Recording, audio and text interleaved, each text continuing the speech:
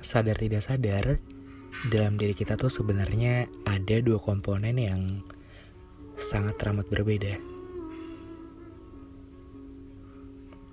Bisa dibilang sangat teramat kontras, sangat teramat berlawanan, atau sangat teramat kontradiktif mungkin. Kalau kalian tahu yin yang, nah seperti itu tuh. Jadi ada sisi putih dan sisi hitam, ada sisi gelap dan ada sisi yang terang, ada sisi cerah dan ada sisi yang kelam. Mungkin kalau diibaratkan sisi terang tuh sebagai supporting system dimanapun dan kapanpun kita melangkah. Kalau diandaikan tuh kayak mungkin jadi kayak tameng ya, tameng yang bisa jadi garda paling depan untuk melindungi diri kita dari orang-orang yang mungkin ingin jahatin diri kita. Dan sisi gelapnya mungkin kalau diandaikan seperti pisau yang sangat tajam yang bisa berpotensi untuk menusuk atau untuk ngegores luka di ulu hati kita sendiri, dan ujungnya jadi nyakitin diri kita sendiri. Tapi tenang aja, karena semua itu gak bakalan terjadi kok kalau diri kita aware, karena semuanya bakalan kendalinya itu di diri kita sendiri. Kita nahkodanya.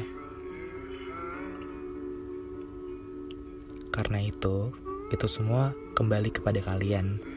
Akan diperlakukan seperti apa, dengan secara lembutkah atau dengan secara kasarkah, itu balik lagi sih ke diri kalian sendiri. Mungkin kalau ngobrolin tentang ini, kalian langsung mikir, kan juga banyak faktor-faktor dari luar, faktor-faktor dari orang lain. Dan kita tidak bisa menampik bahwa memang benar, dan memang cukup besar juga pengaruh dari orang lain. Nah, tapi satu hal yang aku pengen banget nih ngomong ke kalian sebelum pembahasan utamanya dilakukan atau dimulai. Dan ini kalimatnya udah aku catat. Jadi tolong dengerin ya. Tidak ada satupun, tidak ada seseorang pun yang mampu menyakiti dirimu sendiri kalau kamu tidak mengizinkannya. Tolong digarisbawahi, kalau kamu tidak mengizinkannya. Wah, dalam banget ya. Kembali lagi mengudara, dan asli gue seneng banget karena ini bukan ngobrolin tentang cinta, ini tentang self-help. Gue rekaman ini jadi obat untuk gue sendiri, dan semoga kalian juga terbantu dengan adanya rekaman self-help. Mungkin ini udah yang ke-4 atau bahkan mungkin ke-5 ya, gue lupa secara rincinya. Udah self-help yang keberapa. Gue pengen di tiap-tiap episode self-help ini tuh jadi search kalian, atau jadi jalan keluar kalian, atau jadi shortcut kalian ketika kalian punya masalah, atau mungkin ketika hati kalian lagi gak tenang, dan kalian mungkin udah bosen, atau mungkin udah muak lah sama obrolan tentang cinta. Yuk kita sejenak untuk remember apa sih yang kita bisa angkat tentang hidup kita sendiri. Dan gue harap itu fungsi dari episode-episode self-help. Dan sekarang dengan bangga gue ngerekam suara gue sendiri untuk nemenin malam minggu kalian. Kalau kalian dengerinnya pas malam minggu ya, gue akan mendirect kalian. Izinkanlah untuk membawain podcast ini dengan judul Jangan Jahat Sama Diri Sendiri. Nah iya, jangan jahat sama diri sendiri. Gue mengangkat topik ini dengan urgensi yang cukup besar karena bisa dibilang dulu gue orangnya termasuk ke orang-orang yang suka jahat sama diri gue sendiri. Dan mungkin kalian yang dengerin ini juga pernah mengalami atau pernah ada di fase tersebut, atau mungkin sekarang sedang di fase tersebut. Gue harap semoga rekaman ini bisa membantu kalian untuk mencari jalan keluarnya, atau untuk menjawab pertanyaan-pertanyaan dari kegelisahan kalian selama ini. So, daripada berlama-lama, yuk langsung aja kita mulai kan. Bertemu lagi via suara bersama gue Bagas di podcast Kita dan Waktu. Nah, sebelum kita sama-sama beranjak ke pembahasan utama, izinkanlah gue untuk bertanya satu hal. Bukan satu hal sih, beberapa hal ke kalian. Nah, udah berapa banyak kalian sakit hati gara-gara terus menerima dan terus membenarkan perkataan orang lain? Meskipun dalam hati kalian tuh kalian berkata, wah ini gak bener nih, wah kayaknya ini salah nih, tapi kalian urungkan. Udah berapa banyak sih kalian mengurungkan niat untuk bicara, memberitahu, untuk angkat suara, untuk show up kebenarannya seperti apa, tentang segala yang apa adanya. Namun itu semua harus tertunda sayangnya. Tertunda karena apa? Karena kalian takut melukai teman kalian sendiri. Padahal kebenarannya itu adalah yang kalian tahu. Kalau dipikir-pikir, wah pinter banget ya kita. Juara satu untuk melindungi hati orang lain, untuk merawatnya, untuk memperhatikannya, sampai lupa bahwa kita sendiri juga punya hati, sampai lupa kalau kita sendiri juga manusia, sampai lupa kalau mungkin hati kita sendiri udah terluka dan udah berdarah, kita nggak tahu. Karena udah dari lama mungkin hati kita sendiri tuh berteriak meminta pertolongan, meminta bantuan, entah kepada siapa. Karena kita sibuk untuk mengurusi bagaimana caranya hati orang lain tuh selalu tenang, hati orang lain tuh selalu bahagia. Kita lupa bahwa diri kita sendiri tuh sedang mengalami urgensi yang kegelisahan, ketidakbahagiaan, karena kita terlalu mengurusi hidup orang lain. Nah, kayak gitu tuh miris gak sih? Katanya udah deh ikutin kata hati, tapi diri sendiri gak pakai hati dan mungkin lupa bahwa diri sendiri punya hati. Nah, ngomong-ngomong tentang hati, aku jadi teringat nih waktu itu. Ini jadi alasan kenapa episode self-help ini muncul sih. Aku jadi ingat waktu itu aku dihina secara fisik. Karena mungkin ya, aku sadar bahwa ya kalau misalkan di kacamata orang-orang Indonesia yang punya standar kecantikan katanya, aku bukan orang yang tampan, bukan orang yang, kalau orang lihat tuh mungkin bukan orang yang cool atau bukan orang yang punya sisi good looking. Aku ya sangat rambut biasa aja. Waktu itu mungkin ada yang ketemu, aku nggak mau nyebutin namanya siapa. Kayak dia heran gitu loh, kok orang kayak gini punya followers yang banyak ya, kok orang kayak gini punya pendengar yang banyak ya. Mungkin itu sih, mungkin itu pikir mereka atau pikir dia saat pertama kali bertemu sama aku. Dan aku di situ jadi mikir sendiri juga, lah kok iya juga ya, kok aku bisa punya banyak followers atau bisa punya banyak pendengar. Aku mikir kayak gitu seketika karena dia ngomong langsung kan. Dan dia mikir, padahal banyak orang yang di luar sana yang mungkin lebih ganteng, lebih cakep, lebih tampan, yang gak ke-expose, kata dia kayak gitu. Nah sampai di kosan tuh aku langsung mikir dan langsung ngaca, wah iya juga ya, buruk banget ya diri aku sendiri. Aku langsung ngeblame diri aku sendiri dong, dan itu gak baik sih sebenarnya. Sampai waktu itu tersadarkan saat acara Pacar Merah di Semarang. Waktu itu tuh setelah kejadian itu aku insecure lagi. Asik. Aku insecure dan aku kurang pede lah sama diri aku sendiri. Aku tuh selalu menutupi diri aku. Makanya kalau kalian mungkin follow aku di Instagram, itu jarang banget ada foto aku kan. Semua tulisan aku. Dan aku jadi flashback di acara Semarang Pacar Merah. Waktu itu tuh sebelum panel diskusi aku berjalan keluar untuk foto sama penerbit aku. Di situ keadaannya kaos aku tuh udah penuh keringat karena suasananya atau cuacanya juga lagi terik, panas. Dan muka aku juga udah gak karuan kayak gimana berminyaknya atau kayak gimana lusuhnya lah bisa dibilang. Tapi waktu itu ada yang mengejar aku dan bilang, halo kak, aku mau foto dong, katanya gitu. Terus aku mikir, wah kamu gak apa-apa mau foto sama aku dengan keadaan kayak gini. Aku langsung nunjukin raut wajah aku Lah emang kenapa kak? Terus aku balas, aku kan lagi dekil gitu. Nggak apa-apa lah, kita tuh suka sama karya kakak, bukan cuma sekedar fisik kakak. Dan aku disitu langsung apa ya, bisa dibilang tuh langsung kayak jarum tuh langsung ditusuk. Tapi bukan ditusuk karena sakit, tapi itu menyenangkan sekali dan mengingatkan aku bahwa ternyata aku nggak cuman dinilai sekadar fisik doang gitu loh. Dan dia nambahin kayak gini, kak, kita tuh suka sama kakak, respect sama kakak, bukan karena fisik kakak, tapi karena isi pemikiran kakak dan karena tulisan-tulisan kakak yang udah bikin kita kuat. Nah, di poin itu tuh aku jadi senyum dan langsung kayak, oh iya ya udah nggak apa-apa. Dan itu terjadi di fase sebelum panel diskusi aku kan. Dan setelah pas diskusi tuh aku jadi semakin lancar dan semakin apa ya, semakin lugas lah ngomongnya, karena kekuatan mereka itu tadi. Ternyata benar juga ya, kadang kita tuh sering banget dan mungkin kita sangat berbakat untuk nguatin orang tapi tidak untuk nguatin diri sendiri. Nah di situ sih, itu case pertama. Aku jadi kayak waktu itu kan udah dijelek-jelekin, aku malah semakin menjelek-jelekin diri aku sendiri. Itu salah sih. Nah ini case kedua. Jadi aku tuh temenan sama orang, dan waktu itu aku dulu orangnya tuh sering banget ngecek sosial media ya.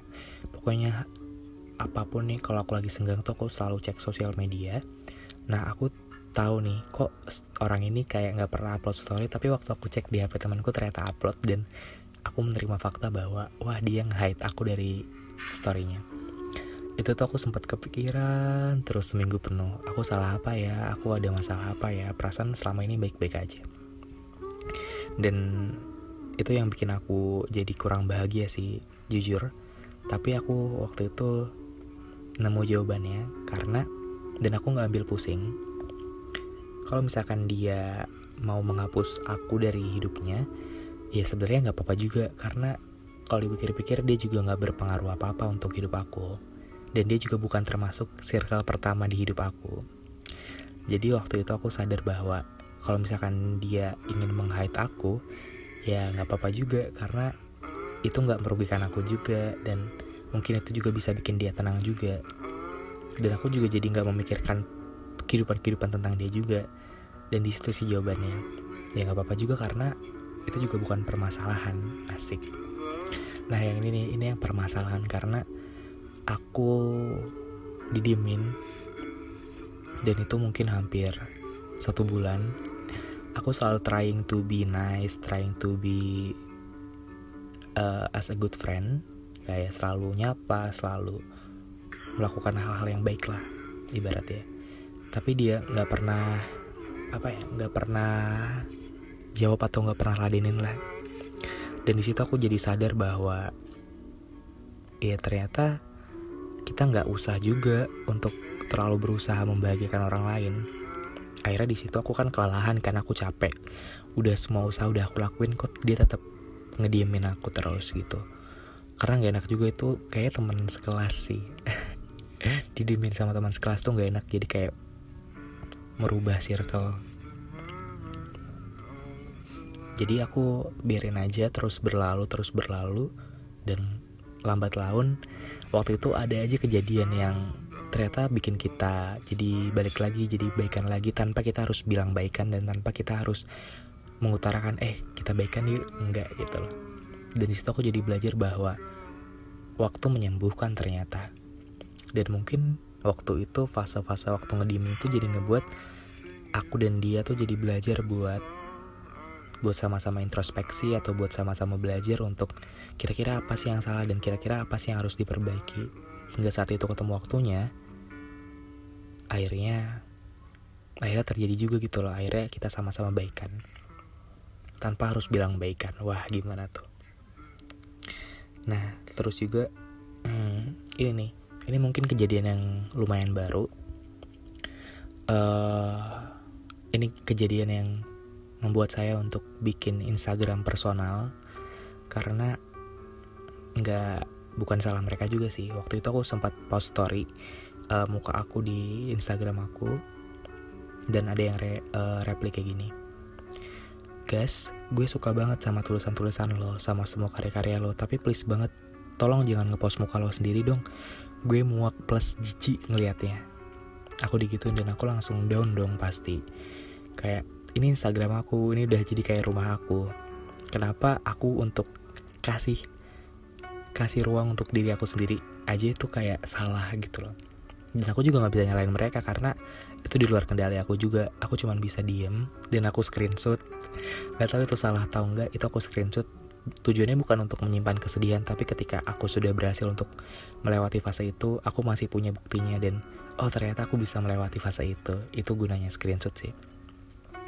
Dan akhirnya aku bikin Instagram aku sendiri. Mungkin kalau kalian pengen follow silakan, tapi jangan sih, karena itu spam banget. Namanya bagas.personal. Jadi selama di Instagram Hello Bagas itu aku kurang jadi diri sendiri sih. Dan mungkin memang brandingnya dari awal udah diarahkan untuk berkarya dan terus berkarya aja. Jadi sekalinya ngepost sesuatu yang bukan karya tuh orang tuh jadi sensitif, kak kok ngepost ini gitu. Jadi aku menciptakan ruang kecil sendiri untuk Instagram baru aku yang bagas.personal itu, untuk ya ngepost sesuatu yang pengen aku post tanpa ada kaitannya dengan pekerjaan, tanpa ada kaitannya dengan konten, tanpa ada kaitannya dengan karya. Aku di situ jadi apa ya, manusia seutuhnya sih. Aku bisa ngeluh, aku bisa marah, atau aku bisa sedih. Nggak semua, karena orang-orang menganggap Hello Bagas tuh di Instagramnya tuh kayak seseorang yang sangat teramat bijaksana, kayak orang yang diciptakan tuh bisa menjawab 1001 masalah gitu, asik. Jadi nggak ada celah untuk aku untuk ngeluh, untuk ngepost foto sendiri aja aku masih mikir 5 kali bahkan, dan ujung-ujungnya tuh selalu mengurungkan niat lagi gitu loh. Oh ya kan ini bukan karya, ngapain dipost. Dan aku tahu dan aku sadar bahwa perasaan itu tuh yang ngebuat batin aku tuh semakin bertanya-tanya dan semakin merasa tidak bahagia. Akhirnya keputusan itu tuh aku jadikan bahwa akun Hello Bagas itu hanya untuk akun-akun untuk aku berkarya aja, untuk aku ngepost tulisan. Sedangkan akun Instagram pribadi itu ya untuk aku ngepost keseharian aku, kayak behind the scene-nya ketika aku mau ngepost karya, aku ngapain dulu, atau aku kemana dulu, atau aku apa yang harus aku lakukan biasanya, dan apa yang aku pengen ceritakan di hari itu di situ sih. Dan jujur aku sangat teramat nyaman setelah itu dilakukan, meskipun baru 1-2 hari. Itu sangat berpengaruh ke kehidupan aku dan ke kebahagiaan di dalam diri aku sendiri. Jadi pembelajarannya buat aku adalah untuk terus berjalan ke depan. Remember kalau kita dan dia sama-sama manusia, sama-sama berhak dan ingin hidup bahagia. Tolong diingat juga bahwa nggak perlu terus berusaha untuk buat bahagia orang lain, karena kalau dipikir-pikir ya itu memang bukan tugas dan kewajiban kita loh. Bukan tanggung jawab kamu juga. Tanggung jawab kamu ya cuma ada di diri kamu sendiri, cuma ada di sana, di hati kamu. Tolong isi kebahagiaan sebanyak-banyaknya ya. Karena yang jadi paling salah ialah ketika kita jadi mengutuk diri sendiri, karena kalau mereka tuh orang-orang ada di sekitar kita tuh gak bahagia gara-gara kita. Itu salah sih. Itu salah dan ngebuat kita jadi terus bertanya-tanya, kok dia gak bahagia ya ada di dekat gue, kok dia gak bahagia ya main sama gue. Itu salah sih. Dan perasaan bersalah itulah yang bikin diri kita sendiri tuh makin tersiksa. Ingat ya, membahagiakan orang lain tuh tentu saja boleh kok, apalagi orang-orang yang ada di circle pertama. Circle pertama tuh kayak keluarga, sahabat dekat, teman-teman yang udah akrab mungkin dari kecil, itu circle pertama. Itu yang mungkin kita usahakan kebahagiaannya, karena bahagia dia, bahagia kita juga, dan karena mereka juga mengusahakan bahagianya untuk kita. Itu silakan.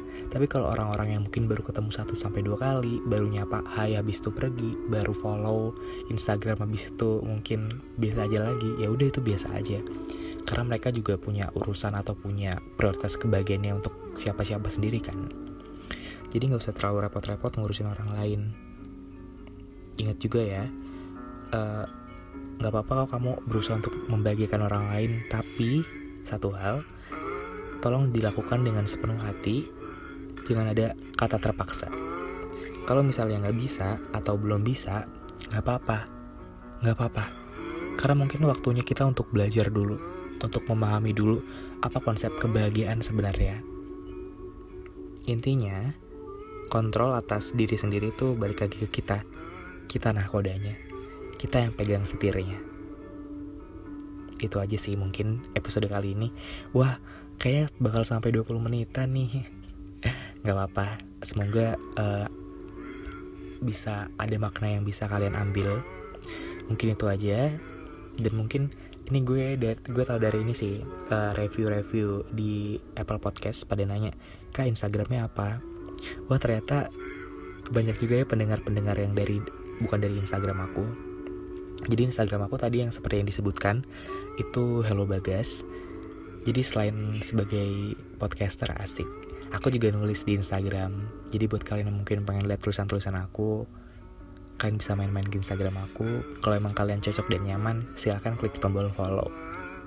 Ya udah, jangan lupa juga untuk baca cerita kapal kertas di Wattpad. Karena kayak gue udah terlalu banyak sih mempromosikan ceritanya tapi nggak update. Insya Allah gue bakal update setelah tanggal 22 Mei. Itu aja. Selalu jaga kesehatan dan selalu di rumah aja sampai pandemi ini benar-benar kelar. Gue senang banget bisa ngobrol sama kalian lagi, meskipun gue selalu rekaman itu tengah malam, jam 1 menuju jam 2. Tapi itulah waktu-waktu yang sangat gue tunggu-tunggu, sangat-sangat gue rindukan untuk bisa ngobrol sama kalian. Ya udah, gue Bagas pamit undur diri. Sampai ketemu minggu depan di episode selanjutnya. Dadah.